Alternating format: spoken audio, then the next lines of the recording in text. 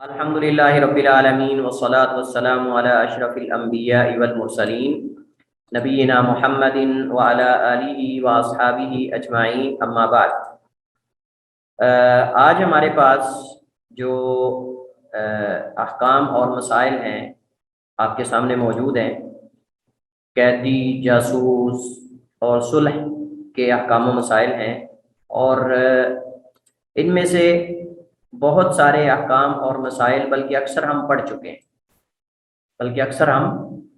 چکے ہیں، خصوصاً قیدیوں کے حوالے سے، غلاموں اور لونڈیوں کے حوالے سے اور صلح کے حوالے سے۔ یہ مسائل ہم تقریباً بہت سارے ان میں سے پڑھ چکے ہیں، لیکن ہم کتاب سے اس وجہ سے پڑھ رہے ہیں کہ جو پڑھ چکے ہیں ان کو ہم سکپ کرتے جائیں گے، اور باقی جو ہم نے نہیں پڑھے ان کو انشاءاللہ ساتھ ساتھ جلدی سے ہم پڑھ لیتے ہیں۔ اس میں کچھ اہم مسائل ہیں جن سے مرور ہو جائے گا انشاءاللہ، اور اگر پھر بھی کچھ مسائل رہ گیا تو انشاءاللہ الگ ان کو نوٹس کی صورت میں ہم پڑھیں گے۔ تو تین چیزیں یہاں انہوں نے ذکر کی ہیں، قیدی، جاسوس اور صلح کے مسائل۔ قیدی سے مراد وہی جو ہے وہ غلام اور لونڈیاں ہیں جن کے بارے میں پہلے بھی میں تفصیل سے وضاحت کر چکا ہوں، اور میں نے آپ کو بتایا تھا کہ اس حوالے سے جو اعتراضات کیے جاتے ہیں اسلام پر، اس کے بارے میں مفصل اعتراضات اور جوابات وہ یوٹیوب پہ ہماری ریکارڈنگ اس حوالے سے موجود ہے۔ تو قیدی کو عربی میں اسیر کہتے ہیں، لغوی اگر وضاحت ان کلمات کی ہو تو یہ اسیر کی جمع ہے، اور اس کی جمع جو ہے وہ اسارہ آتا ہے، ان کی جمع اسارہ آتا ہے۔ اور اسی طرح جو عورت قید میں لی جائے اس کو سبی کہتے ہیں، اور اس کی جمع جو ہے وہ سبایا آتی ہے، سبا یسبی، سبین سے یہ ماخوذ ہے، اور استبا یستبی سے بھی آتا ہے، باب استفعال سے بھی۔ اسی طرح باب آثارا استاثارا یہ بھی آتا ہے، آثارا یأثرو اور استاثارا یستاثرو، جیسے آتا ہے استفعال یستفعلو، استفعال باب استفعال سے بھی آتا ہے۔ اصطلاح میں ایسے مرد جو جنگ میں مسلمانوں کے غلبے کی وجہ سے ہاتھ لگیں، یعنی مسلمانوں کے جب غالب آ جائیں، مسلمانوں کو فتح ملے، تو صورت میں جو مرد ہاتھ لگتے ہیں ان کو، یعنی مراد مردوں سے مراد جنگ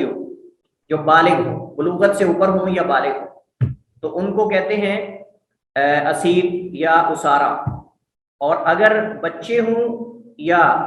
لونڈیاں ہوں، عورتیں ہوں، ان کو سبی بولتے ہیں یا سبایا ان کو کہتے ہیں۔ تو اس کا اطلاق جو ہے وہ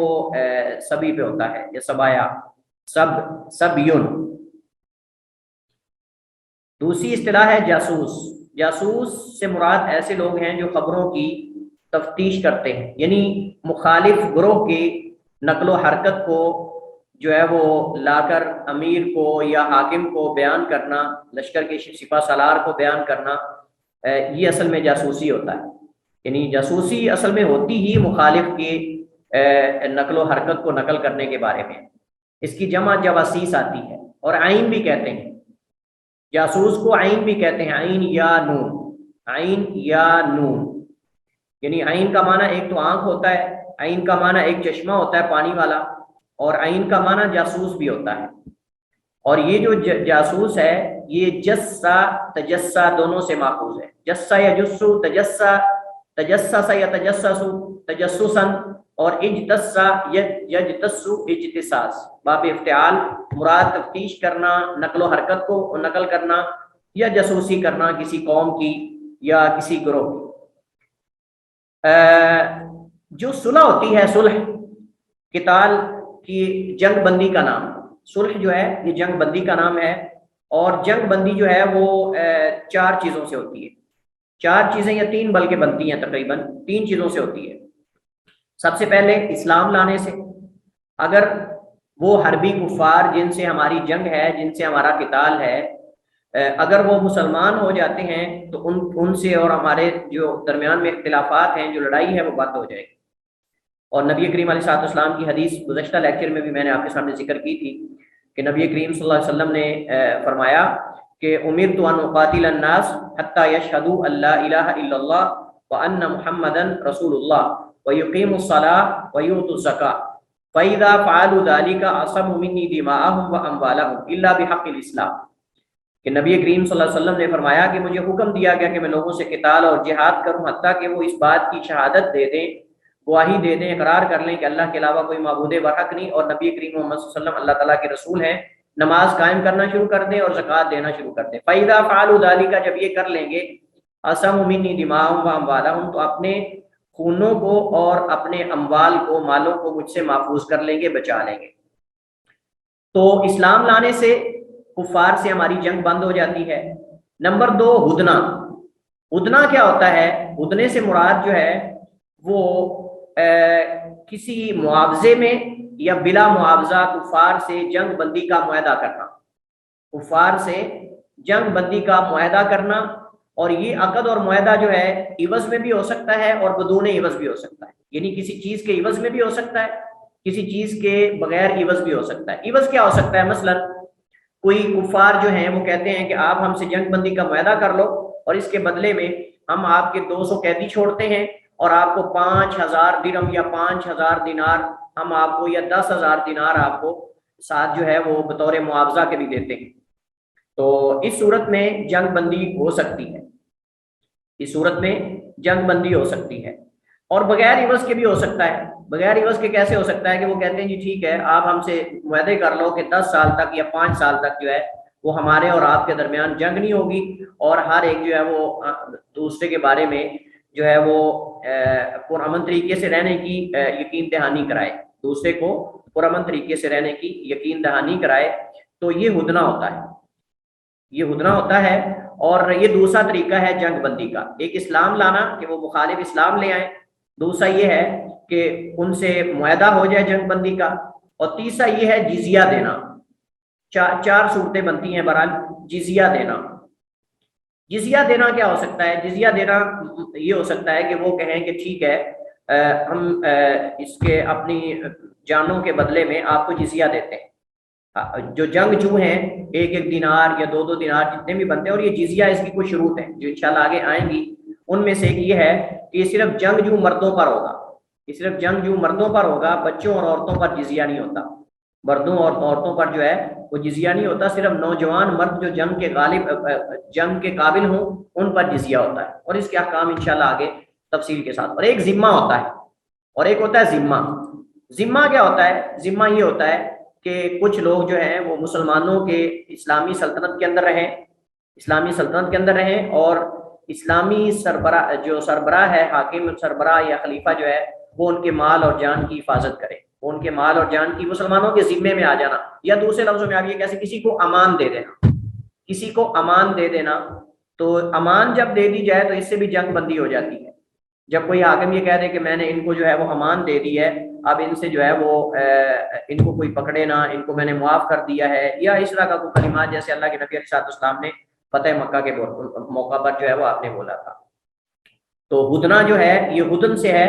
اور یہ ہادنا یہادین محادنتن، جیسے قاتل یقاتل مقاتلتن ہوتا ہے، ضارب یضارب مضاربتن، تو باب تفاعل سے ہے۔ اور میں نے آپ کو بتایا تھا پہلے بھی کہ باب تفاعل کی خصوصیات میں سے، باب مفاعلہ کی خصوصیات میں سے مشارکت کا ایک معنی جو ہے مشارکت کا بھی ہوتا ہے، اس کے اندر مشارکت ہوتی ہے، 2 فریق یا 2 سے زائد فریق اس میں جو ہے وہ شامل ہوتے ہیں اس کام کو، یہ پھر کام سر انجام پاتا ہے۔ اصطلاح میں اہل حرب کا قتال ترک کرنے پر معین مدت تک عوض یا کسی اور چیز کے ساتھ بہم صلح کر لیں، عوض بھی ہو سکتا ہے یا کوئی اور چیز بھی ہو سکتی ہے، یعنی جیسے میں نے بتایا کہ معاوضہ یا بغیر معاوضے کے صلح کر لینا یہ اصل میں ہدنہ ہوتا ہے۔ جمہور علماء کے ہاں صلح کا معاہدہ کرنے والا حاکم یا اس کا نائب ہوگا، وگرنہ جو ہے وہ یہ معاہدہ درست نہیں ہوگا، جبکہ احناف کہتے ہیں کہ کوئی بھی امیر جو ہے وہ کر سکتا ہے۔ لیکن صحیح بات یہ ہے کہ چونکہ جنگ بندی کا معاہدہ کرنا یہ ایک بہت اہم پیش رفت ہوتی ہے، بہت اہم مسئلہ ہوتا ہے، اس کے اندر اس وقت طے پانا چاہیے جب حاکم یا اس کا نائب ہو، جب حاکم اور اس کا نائب جو متعین کیا گیا وہ ہو۔ لیکن چھوٹی چھوٹی جماعتوں کے امیر جو ہے وہ ہدنے شروع کرتے ہیں، معاہدے شروع کرتے ہیں، تو یہ درست نہیں ہو سکتا ہے حاکم اس کی موافقت نہ کرے، ہو سکتا ہے حاکم، لیکن جب حاکم کسی کو نائب بنا کر بھیج دے کہ جو یہ شروط لگائے وہ شروط کے مطابق اگر صلح نامہ لکھا جاتا ہے تو میں اس پہ راضی ہوں، تو پھر ٹھیک ہے۔ اس وجہ سے صحیح بات جمہور کی ہے کہ صلح کا جو معاہدہ ہے، عقد ہے، وہ حاکم یا اس کا نائب کرے گا، حاکم یا اس کا نائب کرے گا، وہ دوسرا آدمی نہیں کر سکتا۔ اللہ تعالیٰ قرآن کریم میں فرماتا ہے فشد الوثاق فشد الوثاق فاما منا بعد واما فداء، تو جب تم قیدیوں کو مطلب پکڑ لو تو ان کے جو ہے وہ گرفت کو مضبوط کر لو، فاما اس کے بعد جب ان کو تم نے قید کر لیا ہے، مضبوطی سے باندھ لیا ہے، فاما منا بعد، تو یا تو ان کو احسان کر کے چھوڑ دو، واما فداء، یا فدیہ لے کر چھوڑ دو۔ مروان بن حکم اور مسور ابن مخرمہ فرماتے ہیں کہ حوازن قبیلے کا ایک مسلمان وفد رسول کریم علیہ السلام کی خدمت میں حاضر ہو کر اپنے اموال اور قیدی خواتین و اولاد کی واپسی کا سوال کرنے لگا، تو آپ صلی اللہ علیہ وسلم نے فرمایا احب الحدیث الى اصدقه فاختاروا احدى الطائفتين اما السبي واما المال۔ نبی علیہ الصلوۃ والسلام نے فرمایا میرے لیے زیادہ پسندیدہ بات وہ ہے جو سب سے زیادہ سچی ہو، لہٰذا تم دونوں میں سے ایک آپشن، یعنی دونوں چیزوں میں سے ایک اختیار کر سکتے ہو۔ یعنی احدى الطائفتين کا مطلب یہاں دو چیزوں میں سے ایک، اما السبی، یا تو قیدی واپس لے لو، لونڈیاں بچے وغیرہ جو تمہارے ہیں، واما المال، یا پھر جو ہے تم مال لے لو، دونوں میں سے ایک لے لو، لیکن دونوں چیزیں تم کہو کہ واپس کر دیں، ایسا نہیں ہوگا۔ وفد حوازن کے یہ قیدی یقیناً عرب قبائل میں سے تھے، تو اس سے پتہ چلتا ہے کہ عرب کو قیدی بنانا جائز ہے۔ حضرت ابو ہریرہ رضی اللہ تعالیٰ عنہ سے روایت ہے کہ حضرت عائشہ رضی اللہ تعالیٰ عنہ کے پاس بنو تمیم قبیلے کی ایک لونڈی تھی، رسول کریم صلی اللہ علیہ وسلم نے فرمایا اسے آزاد کر دو کیونکہ یہ اسماعیل کی اولاد سے ہے۔ نبی صلی اللہ علیہ وسلم نے حضرت عائشہ کو یہ اس لیے کہا تھا کیونکہ انہوں نے نظر مانی تھی کہ وہ اسماعیل کی اولاد سے ایک غلام آزاد کریں، لہٰذا اگر کوئی بندہ یہ استدلال کرے کہ عرب یا بنو اسماعیل کی اولاد میں سے کسی کو قید بنانا درست نہیں ہے، یا عرب کو غلام بنانا درست نہیں ہے، تو کیونکہ حضرت عائشہ نے آزاد کر دیا تھا، تو وہ اس کا جواب یہ دیتے ہیں کہ ان پر نظر کو پورا کرنا تھا، اس وجہ سے انہوں نے یہ ان کو آزاد کیا تھا۔ ابن عمر سے روایت ہے کہ جویریہ بنت حارث قبیلہ بنو مصطلق کی قیدیوں میں سے تھی، انہوں نے اپنے مالک سے اپنے بارے میں مکاتبت کا معاہدہ طے کر رکھا تھا۔ رسول کریم علیہ الصلوۃ والسلام نے ان سے یعنی جویریہ بنت حارث سے اس شرط پہ شادی کر لی کہ آپ اس کے طے شدہ رقم ادا کر دیں۔ آپ صلی اللہ علیہ وسلم نے جب اس سے شادی کر لی تو لوگوں نے کہا یہ تو آپ صلی اللہ علیہ وسلم کی سسرالی رشتہ دار ہیں، اس لیے انہوں نے وہ تمام قیدی لونڈیاں جس قبیلے ان کے پاس تھیں آزاد کر دی۔ یعنی اللہ کے نبی علیہ السلام نے جب جویریہ ام المومنین سے شادی کی تو اس وقت جن صحابہ کرام کے قبضے میں اس خاندان، اس قبیلے کی لونڈیاں اور غلام تھے، انہوں نے آزاد کر دیے نبی علیہ السلام کے سسرالی قبیلہ سمجھ کر۔ اور یہ بھی ایک حکمت ہے اللہ کے نبی علیہ السلام کی بکثرت شادی کرنے کی۔ اللہ کے نبی علیہ السلام نے جو بکثرت شادیاں کی تھی اس میں حکمت یہ بھی تھی، آپ کے سامنے واضح دیکھیں آپ کہ صحابہ کرام نے وہ لونڈیاں اور غلام آزاد کر دیے کیونکہ اب یہ نبی علیہ السلام کے سسرالی رشتہ دار بن چکے ہیں۔ مجھے بتائیے کہ جب کفار کے بارے میں اتنی نرمی ہو سکتی ہے تو جو معاویہ رضی اللہ تعالی عنہ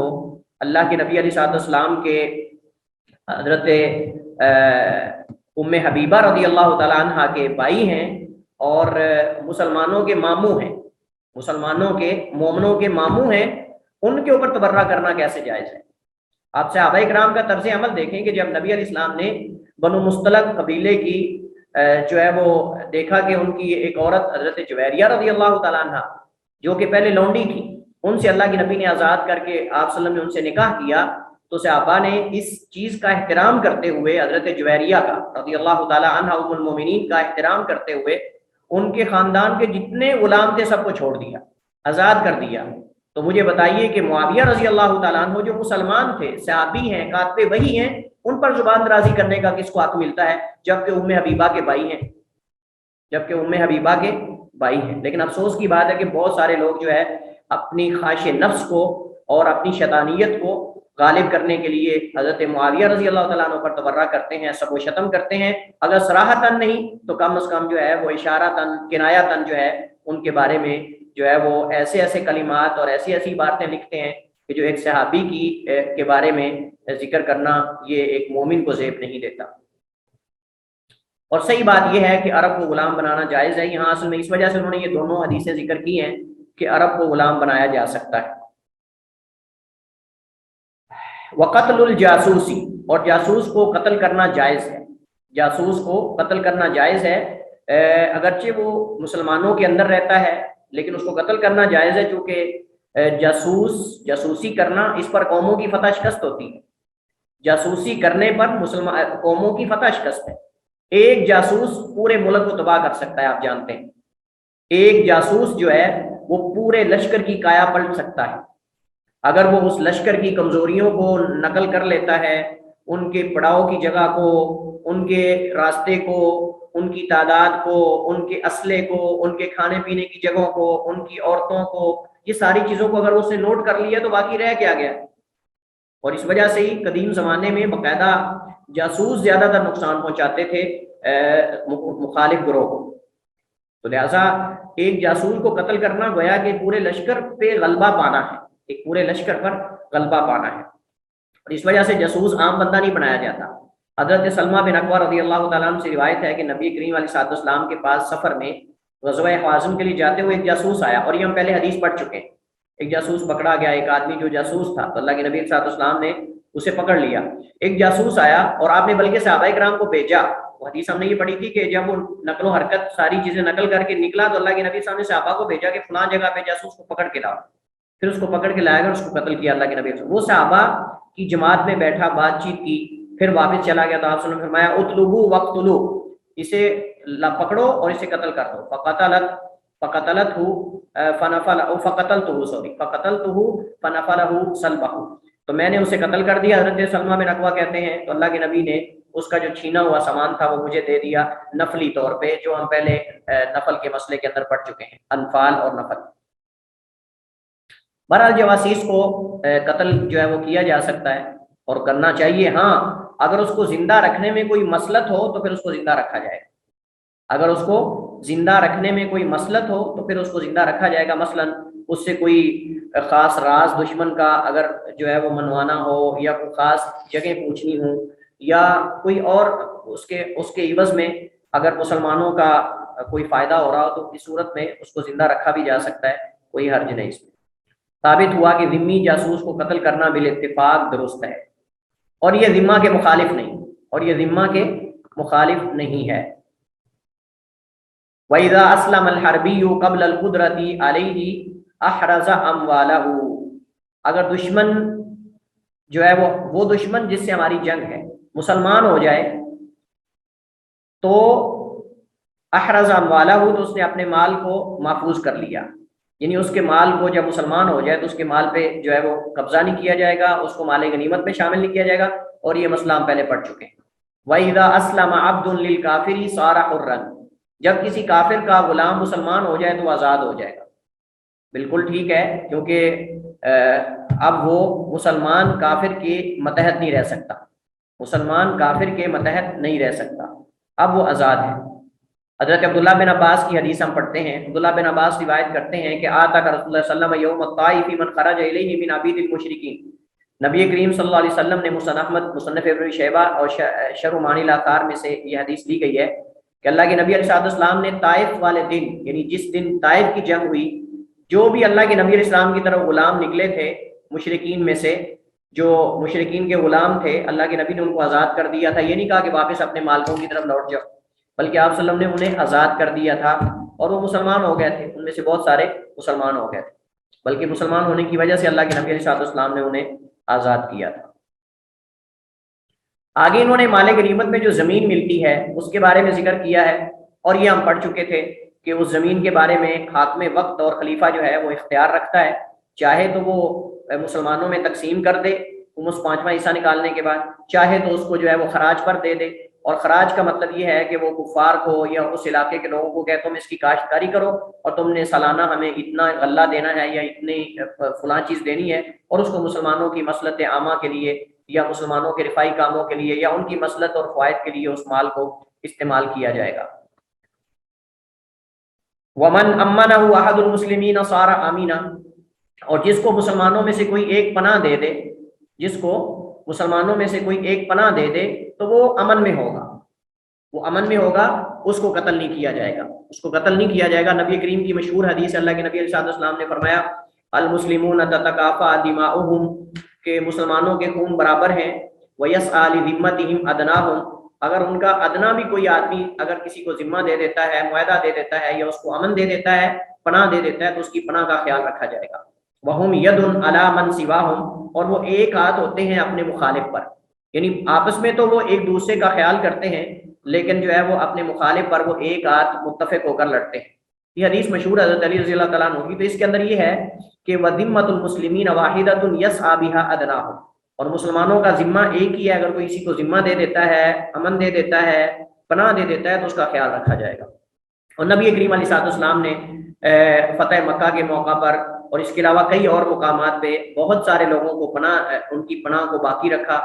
آپ ان کا، بلکہ بعض لوگوں کے بارے میں آپ قتل کا حکم دے چکے تھے کہ ان کو جہاں بھی ملے قتل کر دو، لیکن ان میں سے بعض نے آ کر حضرت عثمان بن عفان کے پاس پناہ لے لی، بعض نے کسی اور کے پاس، تو آپ صلی اللہ علیہ وسلم نے ان کو جو ہے پناہ دی تھی۔ عورت بھی پناہ دے سکتی ہے، حضرت ام ہانی نے پناہ دی تھی اور واقعہ معروف ہے۔ تو اللہ کے نبی علیہ السلام نے فرمایا تھا، جب ام ہانی نے کافر کو پناہ دی تو اللہ کے نبی نے فرمایا قد اجرنا من اجرتی، قد اجرنا من اجرتی، کہ اے ام ہانی جس کو تم نے پناہ دے دی اس کو ہم نے پناہ دے دی۔ اور یہ حدیث نبی کریم علیہ السلام کی صحیح حدیث ہے اور مشہور اور معروف حدیث ہے۔ غلام بھی پناہ دے سکتا ہے۔ حضرت عمر بن خطاب رضی اللہ تعالیٰ عنہ نے فرمایا العبد المسلم رجل من المسلمین ذمتہ ذمتہم، ذمتہ ذمتہم، کہ مسلمان جو غلام ہے وہ مسلمانوں میں سے ایک عام عام لوگوں کی طرح ہے۔ ذمتہ، اس کا جو معاہدہ اور ذمہ ہے اس کا اعتبار ہوگا جیسے مسلمانوں کے ذمے کا اعتبار ہوتا ہے۔ اگر وہ کسی کو پناہ دے دیتا ہے تو اس کی پناہ کو بھی اس کا خیال رکھا جائے گا۔ احناف کہتے ہیں امان کی درستگی کے لیے 4 شرائط، کون کون سی ہیں؟ کب امن قبول ہوگا، کب پناہ دی جائے گی، کب نہیں؟ کہتے ہیں مسلمانوں کا کمزور ہونا اور کفار کا قوت میں ہونا، عقل یعنی پاگل اور بچے کی امان درست نہیں، بلوغت یعنی نابالغ بچے کی امان درست نہیں، اسلام یعنی کافر کی امان جو ہے وہ درست نہیں۔ مسلمان ہو پناہ دینے والا، مسلمان بھی بالغ ہو، اور دوسرا یہ ہے کہ عاقل ہو، سمجھدار ہو۔ بچہ اگر کسی کو پناہ دیتا ہے، یا کوئی پاگل اگر کسی کو پناہ دیتا ہے، یا کافر کسی کو پناہ دیتا ہے اسلامی ملک کے اندر، تو اس کا کوئی اعتبار نہیں ہوگا۔ اور صحیح بات بھی یہی ہے، اور صحیح بات بھی یہی ہے، لیکن اس میں مرد ہونے کی شرط لگانا یہ درست نہیں ہے۔ والرسول کالمؤمن، والرسول کالمؤمن، اور جو قاصد ہوتا ہے، پیغام رساں ہوتا ہے کسی کی طرف سے، وہ بھی پناہ دیے جانے والے کی طرح ہے۔ کالمؤمن یہ مفعول ہے، امن یؤمن مؤمنا، یعنی جسے پناہ دی گئی ہو۔ تو کہتے ہیں جو قاصد ہوتا ہے، جو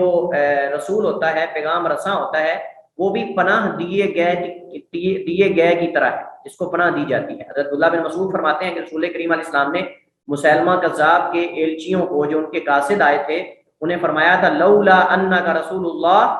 لولا انک رسول اللہ لضربت عنقک، اگر یہ بات نہ ہوتی کہ تم ایلچی ہو تو میں تمہاری گردن مار دیتا۔ یہاں جملہ محل نظر ہے، لولا انک رسول اللہ،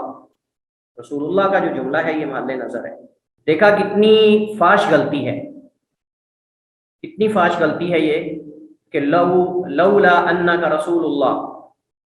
اگر تم اللہ کے رسول نہ ہوتے تو میں تمہاری گردن کو مار دیتا۔ حالانکہ لفظ ہے لولا انک رسول لضربت عنقک، لضربت عنقک، کہ اگر تم قاصد نہ ہوتے تو میں تمہاری گردن کو مار دیتا۔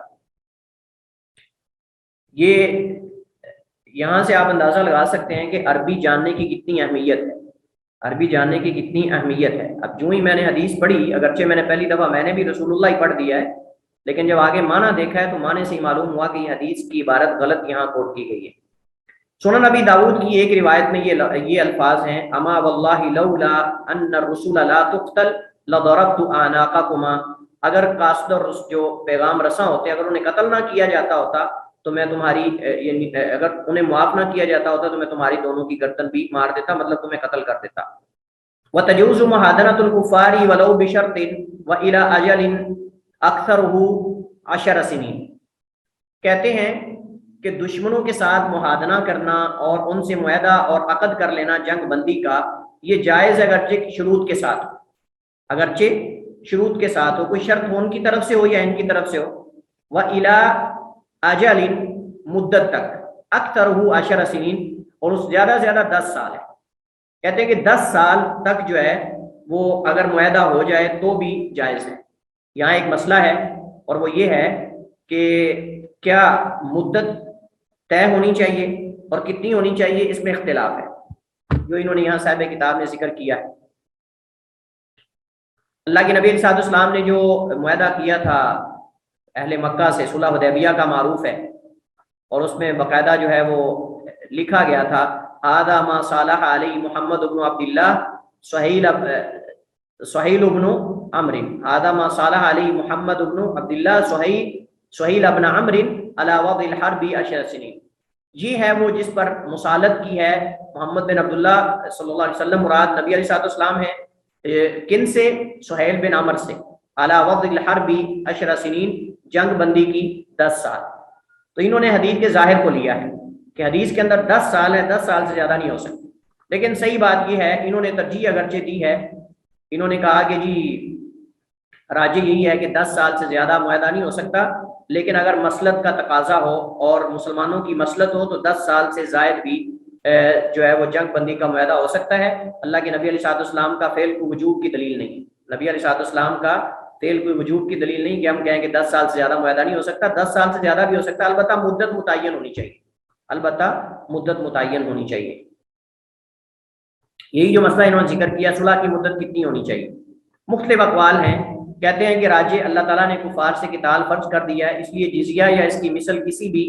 چیز کا کے بغیر ان سے صلح کر لینا درست نہیں، لیکن رسول کریم علیہ الصلوۃ والسلام کا عمل اس کے جواز پر شاہد ہے کہ بغیر عوض کے بھی صلح ہو سکتی، جو میں نے آغاز میں ذکر کیا تھا کہ شرط پہ عوض میں، بغیر عوض کے بھی ہو سکتی ہے۔ کفار کے معاہدات کی پاسداری کرنا، اسلام نے کفار سے کیے ہوئے معاہدوں کی پاسداری کا درس دیا ہے، بالکل، اور حدیث کے اندر آتا ہے جس نے کسی ذمی کو یا معاہد کو قتل کر دیا جن سے ہمارا معاہدہ ہوا ہے تو وہ جنت کی خوشبو بھی نہیں پائے گا، یہ حدیث ایک ہی کافی ہے اس میں۔ وَيَجُوزُ تَعْبِيدُ الْمُحَادَنَةِ بِالْجِزْيَةِ، اور صلح کو جزیہ کے ذریعے پختہ کرنا بھی جائز ہے۔ تأیید اور تعبید،